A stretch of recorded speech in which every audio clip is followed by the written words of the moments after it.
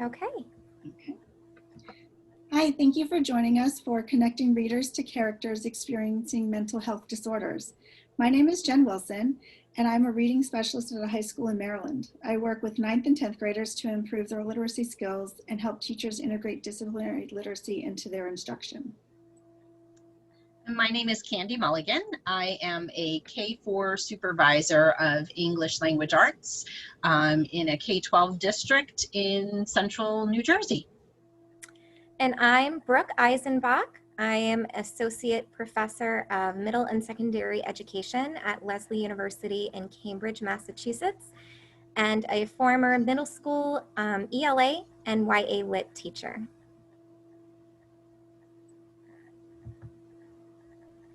All right, so welcome to our session. Just to get us started today, our goal obviously will be to share some titles with you and some information on using literature that features characters with mental health illness or mental health needs in the classroom. But we thought we'd start with just a quick couple of statistics regarding adolescents and children and mental health. So one thing that is really important to know when we talk about why all of this is so important is that 1 in 5 adolescents under the age of 18 have demonstrated symptoms of either an emotional, behavior, or mental health disorder, according to recent research.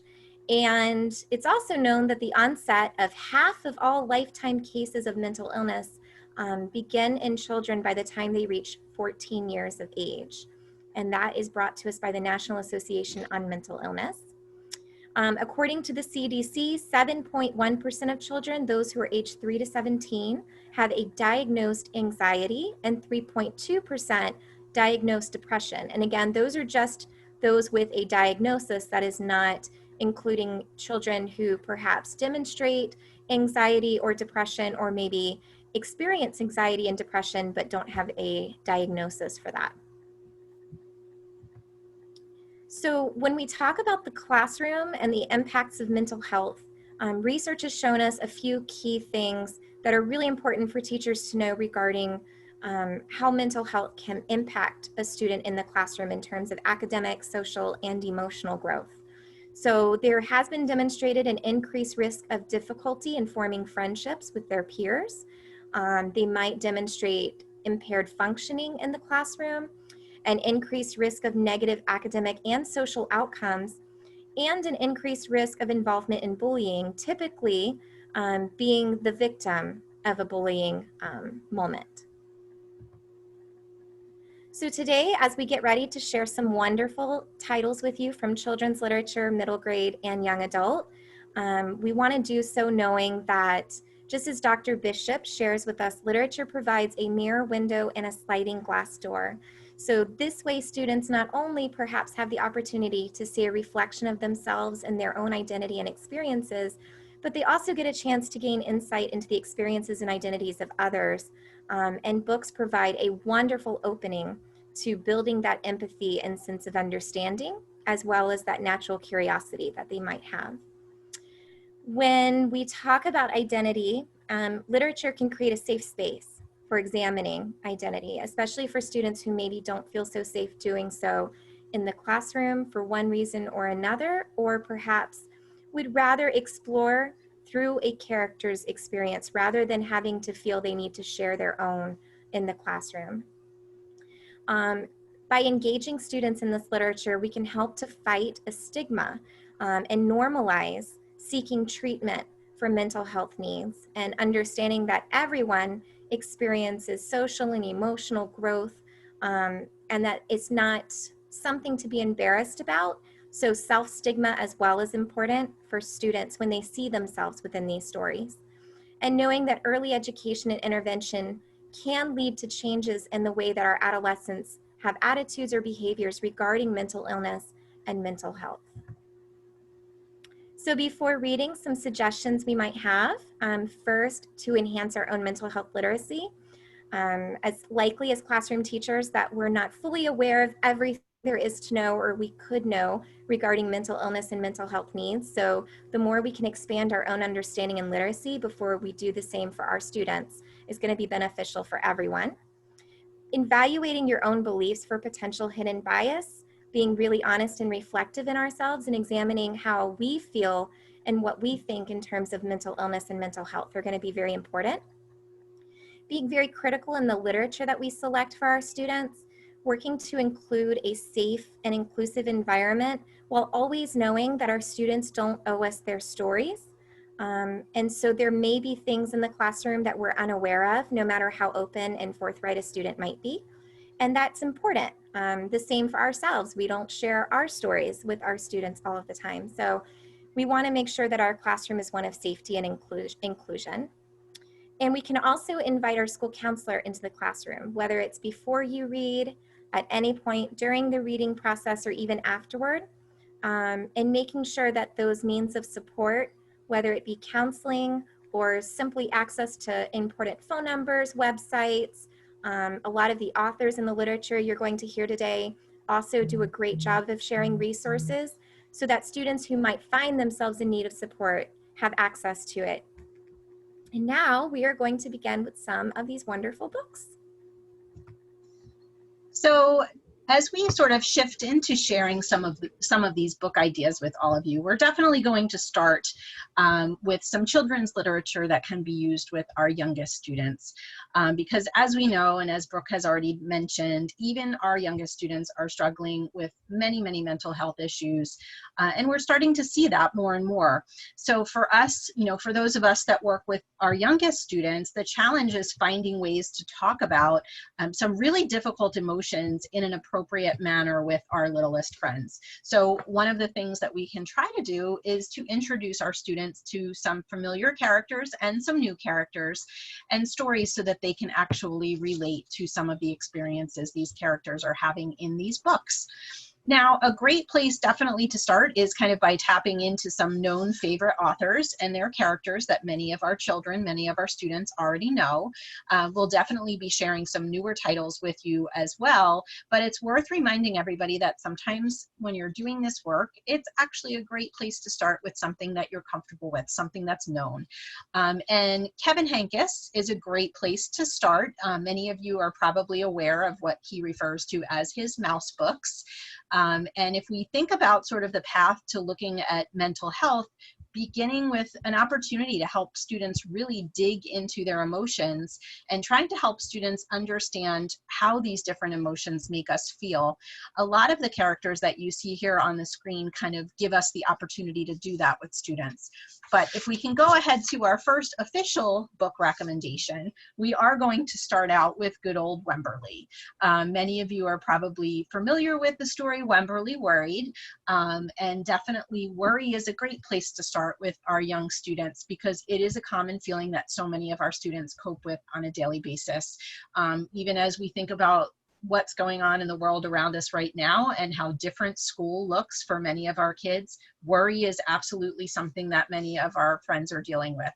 And one of the things too that we know about our students, even our youngest students, is that worry kind of gets us into that what if cycle where we start asking ourselves, what if a lot of different things might happen? And that's exactly what Wemberly does as she is trying to cope with what her first time at school is going to look like in this story. She travels down that what if path, and no matter what anybody is telling her, she really has a difficult time stopping herself from the worries that she's experiencing and feeling. So if we can help the students to kind of put themselves in Wemberly's shoes and think about some of the real connections that they might make themselves to Wemberly's worries, it can kind of help us also get to know the kids a little bit better too and get to know the things that they are perhaps worried or frightened by. So that is our first book recommendation.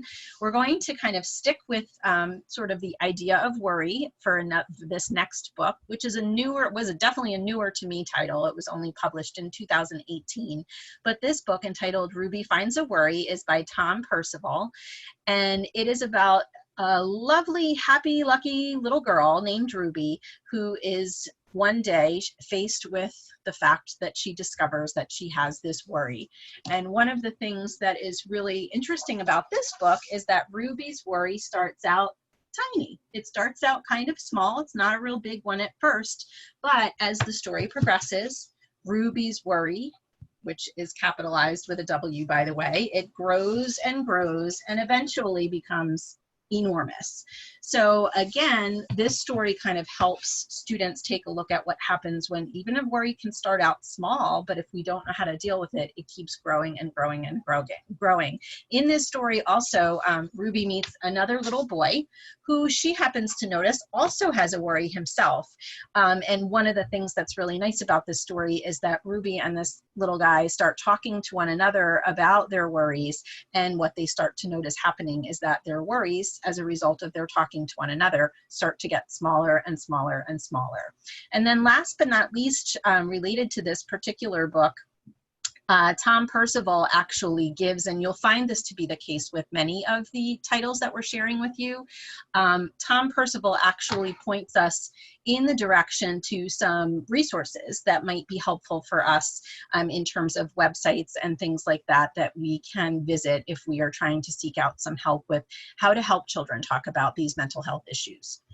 So moving right along, we're going to kind of up the ante a little bit with worry and kind of move on to the topic of anxiety, because if we think about the subtle differences there, worry is something that sort of manifests itself more in our thoughts, in our mind. When things shift into full-on anxiety, the difference there is that we actually start to feel it. Our body actually feels that worry in different ways. So in this particular story, Pilars Worryes by Victoria Sanchez, we learn about a little girl who is incredibly nervous about a dance audition that she has coming up. She has to audition in front of a lot of people, so it actually is something that starts out as a worry, but she actually starts to feel sort of the physical results of that worry as well in this story. And it isn't until her friend Sebastian, who is another dancer, he passes her a note in class on a little Post-it, and the only word on that Post-it is the word breathe.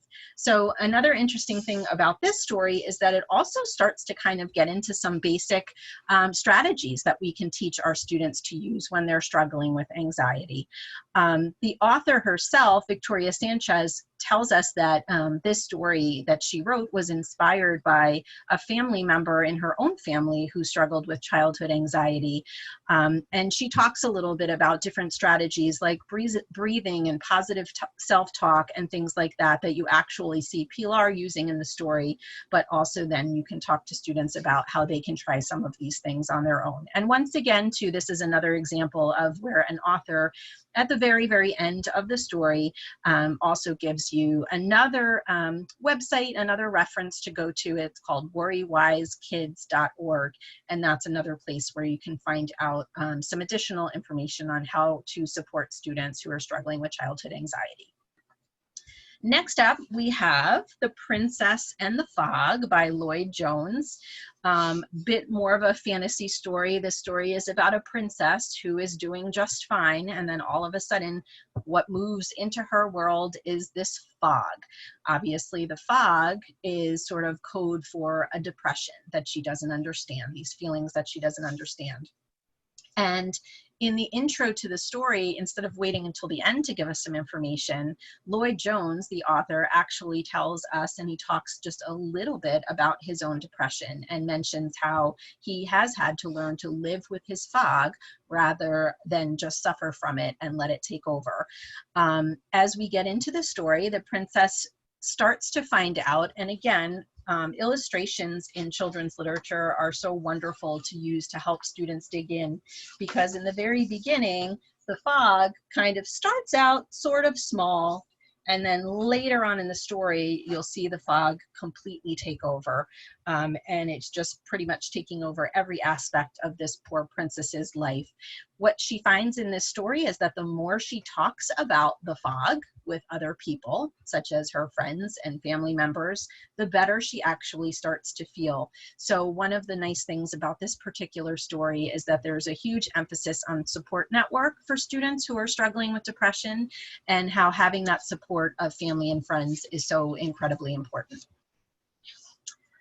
Next we have, again, the last book that I just mentioned deals with the character in the story herself who is struggling with depression. In this case, the book, The Color Thief, that is co-authored by Andrew Fusek Peters and Polly Peters. Here we're talking about something different, which is also really important to stop and consider for a moment. Sometimes our youngest students may not be the ones struggling with the mental health issues themselves, but they may have family members or friends or other people they know in their lives who are struggling. In the case of this particular story, the young boy has a father who is struggling with depression. So that is the emphasis on this story, is how that child is sort of watching his father go through what he's going through. I want to stop and pause again, though, to mention the power of illustration in these picture books. Even just having conversation itself about the colors used in this book. Again, the book is called The Color Thief, and it's really called that for a reason, because on days that the father is happy, you can see the brightness and the color in the illustrations. And then all of a sudden, there are days where the pictures look like this. So again, taking the opportunity to really dig into those illustrations and help the children kind of talk through that and talk about how that relates to the characters in the story is really powerful with this particular text. Sticking with sort of the theme of having a parent or having a family member who is struggling with some sort of mental health issue, this particular story, entitled Up and Down Mom by Summer Macon, is about a young girl whose mom has bipolar disorder. And definitely there is a huge metaphor, as you probably could guess just by looking at the cover page, or the actual cover of the story itself, where you see the roller coaster. That is the metaphor that trails this little girl and her mom through the entire story, and talking about how someone with bipolar disorder, that is what their life does feel like, these up and down moments. What's particularly special about this story is that as the young girl is struggling to understand what her mom is going through, her granddad actually is the one who does a beautiful job helping her understand. So the bond, even again, that these children can have with family members that are helping them to understand what's going on in their family dynamic, is also powerful to think about as well. Those were just several picture books that certainly would be worthy of using. I have a couple more before we move on to Jen and talking a little bit more about our older students and some literature we can use with them. One of the books that I did decide to share, there's an interesting twist here.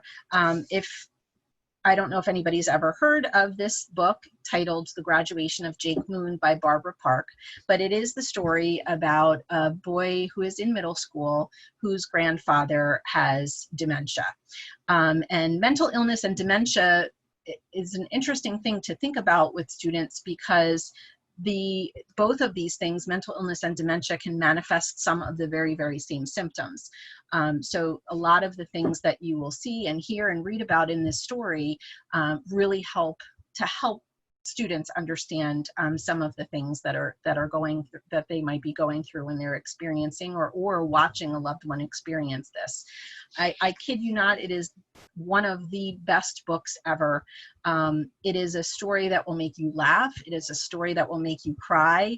The first chapter itself is super short, but it really pulls you in. And I don't know that I've ever read this out loud to students, and at the very end of the first chapter, everyone is always shocked every single time. So it's definitely worth using. It's a wonderful story to spark conversation, to really dig into characters, to talk about these emotions and how difficult the situation is for Jake throughout the story.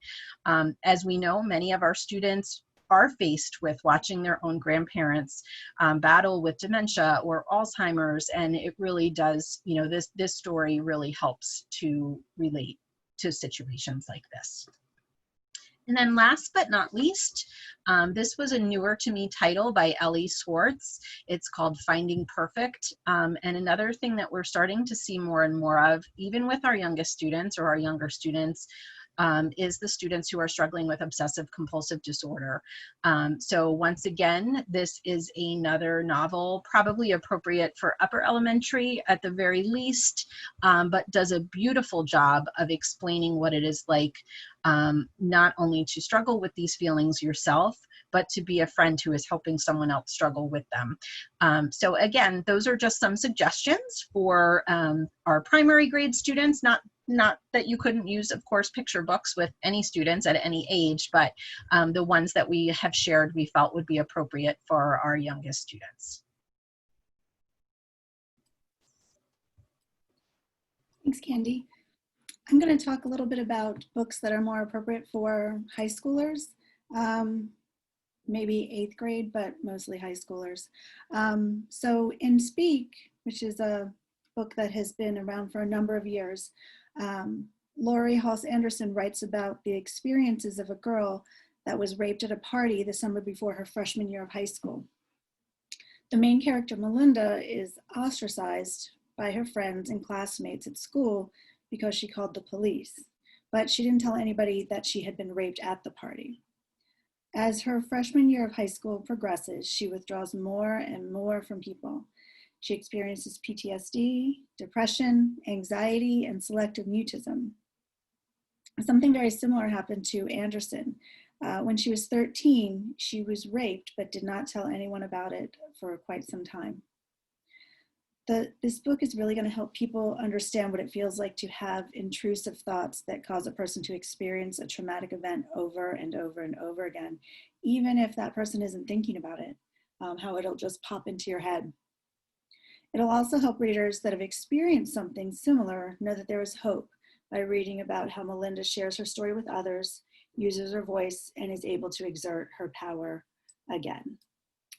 Let's see. And the next book is also by Laurie Halse Anderson, and she also draws upon her personal experiences in this book as well. In Winter Girls, Leah, the main character, is anorexic and cuts herself. Her best friend Cassie, who is also anorexic, recently died, and Leah feels responsible for it. She feels like her life is out of control because she keeps seeing Cassie's ghost. Her parents don't understand her, and she feels responsible for Cassie's death because on the night that Cassie died, she called Leah, I think about 30 times, and Leah never answered her call. And she's also supposed to be the role model for her younger sister. A lot of pressures that she's feeling. Over the course of the novel, Leah uses food restriction and cutting to experience control over her life. Eventually, though, she decides to kill herself. But then she calls her mom, who takes her to the hospital where she receives treatment. By reading this book, people that have never had an eating disorder or cut themselves will understand the internal dialogue a person has, the amount of time they spend thinking about food, and the control and power a person feels, as well as the self-loathing that comes from disordered eating and self-harm. A person that has experienced an eating disorder or cut themselves, by reading this, they'll feel validated and understand that there are other people like them. Mental illnesses such as this can be very isolating, and to be able to read about a character that has similar experiences will really help the reader be able to relate the journey the character is on. The quote from this book shows how powerful an eating disorder is and how the victory comes from being in control over your eating, and also one of the reasons that it is so difficult for people to recover from it. The next book is Darius the Great is Not Okay by Adib Khorram. In this book, the main character Darius has been diagnosed with depression and anxiety and takes medication to treat his depression. In regards to books in which the main character has a mental health diagnosis, the author of this book, Adib Khorram, said, "Recently, there have been books that look at mental illness as a part of a person rather than a crisis." And that's what Khorram does throughout this book. Darius is a character that is living with depression. It is a daily thing that accompanies him. It is not something that he's in crisis about. It is just something that is part of him. Darius is a biracial teenager who has been diagnosed with depression. and his father has also been diagnosed with depression, and they both take medication to treat their symptoms. Darius travels to Iran with his family to visit his mother's parents and becomes friends with a person that doesn't have depression, but doesn't question the feelings Darius has that might be caused by his depression. A person that has never been diagnosed with depression will be able to understand the impact it has on the way a person feels, how they often feel different from others, and understand that sometimes those feelings of that a friend of yours might have might be related to depression, and they might not be upset with you. The book also shows that antidepressants do not cure depression, but they lessen the symptoms. A person that has depression will see their feelings reflected in the character of Darius. Some teens may feel embarrassed to share that they take medication to treat their depression, but by reading about Darius, they can feel less stigmatized. Adib Khorram wrote this book based on his personal experience of being a biracial Iranian with depression, and his sequel to this, Darius the Great Deserves Better, is coming out at the end of this month. The next novel is Hey Kiddo by Jared Kroshka. Hey Kiddo is an autobiographical graphic novel. Jared Kroshka writes of his experiences of being raised by his grandparents because his mother was unable to care for him due to the problems caused by her abuse of drugs and alcohol. In addition to showing how drawing helped him to deal with his mother's absence, he also shows what many children with a parent that is actively abusing drugs or alcohol have experienced. A parent that forgets to come to birthday parties or other commitments they have made, or might have been sentenced to jail for a crime they've committed while they were abusing the substances. This book will also help others like Kroshka see they are not alone in an experience that many may be embarrassed to share. He actually wrote that he was embarrassed for his family to come to his 8th grade graduation until he realized other kids had families like his. Kids that grew up in a similar family to Kroshka's can feel that same way after reading this book. And the quote, I thought this quote was good. It shows that even though you may not want to experience the same things a parent did or maybe emulate them, they still had a role in the development of the person you are today. And finally, I Am Not Your Perfect Mexican Daughter by Erica Sanchez. In this book, the reader experienced what it is like for the main character in the year after her sister Olga died. Her parents have always treated Olga like she was the perfect child, and Julia like she is not. After Olga dies, Julia goes on a quest to find out who her sister really is. Prior to her death of her sister, Julia had experienced depression and anxiety, but after Olga's death, the symptoms of these two disorders increased. During this time, she lies to her parents about her quest to learn about her sister's secret life, tries to kill herself, and is sent to Mexico to live with family. Erica Sanchez wrote this book to be meaningful to everyone who reads it, but especially to young women of color. Sanchez said about who she wanted to speak to in her book. Most important for me, I want young girls to feel like they matter and that I see them and that they are entitled to want more and to dream and to, be who they are. The book includes experiences which can be overwhelming for a person, including making decisions about sex, understanding her family members' experiences of trauma, and dealing with serious mental health problems. Each of these issues is written about in a way that shows the import each of them has in the life of the characters. Sanchez incorporated things she experienced as a teenager into this story because there was not a book like it when she was growing up, and she felt it was important for teens to know they do not need to be a perfect person in order to be a good person. And the quote from this book, I thought, of the books that we've shared with you.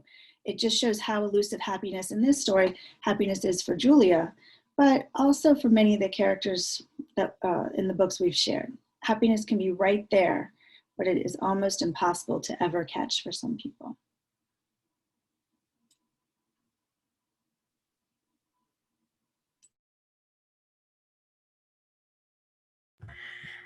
Yeah, I tried to talk while I was muted. So in addition to the wonderful stories that we've shared with you today, we also want to encourage you to go out, do some research, and find additional titles that are fitting for your classroom. And to assist you in doing so, some quick considerations to think about. The first Consider your classroom in context. As we know, every classroom is unique, every child is unique, and it's important to know more about the students in your classroom as you work to select the titles that might be the best fit for your space and for the lives of your learners. Also keeping in mind, as we mentioned before, that our students never owe us their story. So there are going to be things within their lives and experiences that we don't know about, and that is completely okay. It's just important to be aware of that. You want to try avoiding the single narrative. All of these stories share a character's experience, but it is just that, it is one experience, and every experience and story is unique. So it's important for students to also understand that one character's experiences with anxiety or depression or whatever it may be are unique to that character, and they don't speak for everyone. Try to identify diverse, multidimensional characters rather than characters who are simply defined by their mental illness. Rather, you're looking for characters who present these different depths, dimensions, and aspects of their identity. Be very critical in examining the stories you select. We know that no two books are alike, and they're not all equal. So do a little research on the authors themselves, see maybe what inspired them to write the text. A lot of authors are very forthcoming in sharing their own stories and experiences, though they're not all required or necessary to do so. But a lot of times authors are eager to share with students and with readers to let them see they're not alone, and to again further normalize seeking treatment for mental health needs. Look for texts that have that positive exploration of mental health services rather than suggesting there's a magical cure, so that students see this isn't something that needs to be cured. It's not something that's wrong. It's simply something that's a part of them that they can seek treatment and help understand a little bit better. Consider the triggers of your students, but also for yourself. I think a lot of times as teachers, we put so much emphasis on ensuring that we're doing what's best for our students, we might overlook how we can best meet our own needs and take care of ourselves. So make sure that as you're reading and engaging in these stories, that you're taking care of yourself along the way. Be prepared for challenges and know there are organizations out there that always are there to support teachers if you ever encounter a moment of censorship or attempted censorship in your classroom. And finally, avoid diagnosing the characters in the story, and as well having your students do the same. Read the stories, enjoy the experiences in the stories, but don't find a need to diagnose characters or determine a mental illness for them. Let the stories speak for themselves. And do we want to wrap it up? Is that everything? I think that's it. Okay. Thank you so much. And